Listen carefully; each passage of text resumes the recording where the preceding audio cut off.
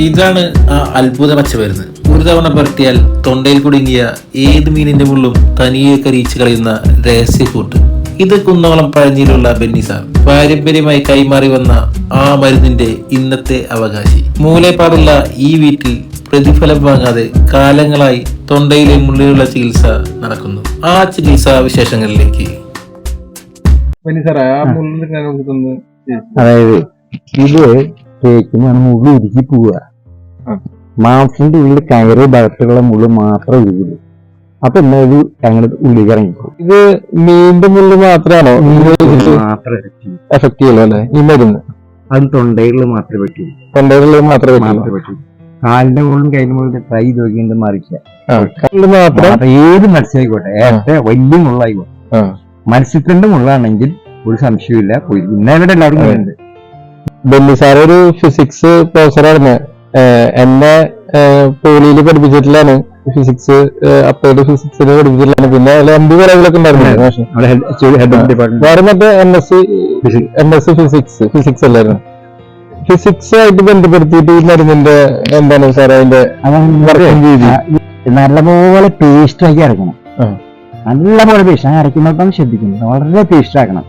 എന്താ കാരണം വെച്ച് കഴിഞ്ഞാല് ഇത് പുറമെ അപ്ലൈ ചെയ്യുമ്പോൾ ഉള്ളിക്കാൻ എഫക്ട് ചെയ്യുന്നത്. ഇത് തേക്കുമ്പോൾ ഈ നാനോ ബോഡീസ് ഉള്ളിലേക്ക് പെനട്രേറ്റ് ചെയ്യും. നമ്മൾ തൈലൊക്കെ തേക്കുമ്പോൾ ഉള്ളിലേക്ക് എഫക്ട് ചെയ്യില്ല. മുട്ടുവേദനയ്ക്ക് തൈലം തേച്ച് കഴിഞ്ഞാൽ ഉള്ളിലേക്ക് എഫക്ട് ചെയ്യുന്നുണ്ട്. അതേമാതിരി തന്നെ ഈ സാധനം ഉള്ളിലേക്ക് എഫക്ട് ചെയ്യുന്നുണ്ടാകണം. അതുകൊണ്ടായിരിക്കുന്നത് ഉള്ളം കരിഞ്ഞു പോകേണ്ട കാര്യം. അത് ഈ തൊണ്ടയിൽ മാത്രമേ എഫക്ട് ചെയ്യൂ. തൊണ്ടയിൽ മാത്രമാണ് എഫക്ട് ചെയ്യുക. എന്താ കാരണം തൊണ്ടയില് കുറെ ഡക്ടസ് ഗ്ലാൻസ് ഉണ്ട്. അതിന്റെയും കൂടെ ആക്ഷൻ ആയിരിക്കണം ഇത് ഉരുകി പോകുന്നുണ്ട്. അല്ലാതെ ഇത് വെറുതെ വെച്ച് ഈ മുകളിന്റെ മുകളിൽ മരുന്ന് വെച്ച് കഴിഞ്ഞാൽ ഒന്നും സംഭവിക്കുന്നില്ല. നമ്മള് ആർട്ടിഫിഷ്യലായിട്ടുള്ള എന്തെങ്കിലും പക്ഷികൾ മുകളിലുണ്ടെന്നൊക്കെ കവറിന് മുകളിലുണ്ടെന്നൊക്കെ അതിന്റെ അടികൂടെ ഈ മരുന്ന് പിടിച്ച് വരുന്ന മരുന്നിന്റെ കാര്യം. അത് വേറെ ഒന്നല്ല, കോസ്മിക് റേസിനെ കട്ടാക്കിയത്. മുകളിൽ കവറേജ് വന്നാൽ കോസ്മിക് റേനെ കട്ടാവില്ല. അപ്പൊ കോസ്മിക് റേസ് ആയിട്ട് എന്തോ കണക്ഷൻ ഈ സാധനത്തിന് നമ്മൾ കരുതണം. പിന്നെ മെറ്റാലിക് ബോഡീസ് ഒന്നും നമ്മൾ ടച്ച് ചെയ്യാൻ പറ്റില്ല. അതുകൊണ്ടാണ് കല്ലില് വരയ്ക്കുന്ന പുറത്തേക്ക് വെക്കേണ്ട കാര്യം. അകത്ത് പോയ കവറേജില്ലേ നോക്കിയില്ലേ? സാധാരണ മീന്റെ മത്സ്യത്തിന്റെ മുകളിൽ എടുത്തിട്ട് അതിന് മീൻ ഈ മരുന്ന് തേച്ച് കഴിഞ്ഞാൽ ഒന്നും സംഭവിക്കുന്നു. അത് അതേപോലെ തന്നെ ഈ മുകളിൽ കാലിന്റെ മത്സ്യത്തിന്റെ മുകളിൽ കാലിന്റെ മുകളിലോ രണ്ടിന്റെ അത് കുത്തിയിട്ട് ഞാൻ ചെയ്ത് നോക്കിയില്ലേ, ഒരു എഫക്റ്റും ഇല്ല. തൊണ്ടയിലത്ത് മാത്രമാണ് പറയുന്നത്. ഈ തൊണ്ടയിൽ കുറെ ഡക്ടസ് ഗ്ലാൻസ് ഉണ്ട്. അതിന്റെ കൂടെ ആക്ഷൻ ആയിരിക്കണം എന്ന് വിചാരിക്കണ്ട. നമുക്ക് റിസർച്ച് ഫൗണ്ടേഷൻ റിസർച്ച് കമ്പനി ഇല്ല, ബാക്കപ്പ് ഒന്നും ഇല്ല. ഇതൊക്കെ ആയിരിക്കുന്നതിന്റെ കാരണം ഉദ്ദേശിക്കുന്നു.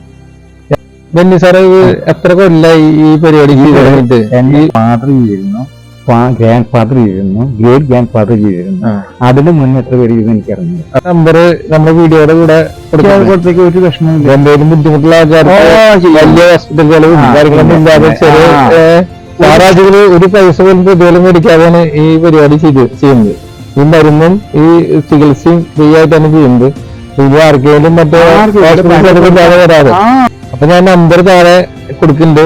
ബെന്നി സാറിന് നമ്പർ കൊടുക്കുക. അപ്പൊ സാറെ വിളിച്ചിട്ട് സമയം ചോദിച്ചിട്ട് വേണം ഇവിടേക്ക് വരാം. ബെന്നിയേട്ടൻ അങ്ങനെ പറഞ്ഞു കേട്ടിട്ടുണ്ട്. ബെന്നിയേട്ടൻ മുള്ളിന്റെ പോയി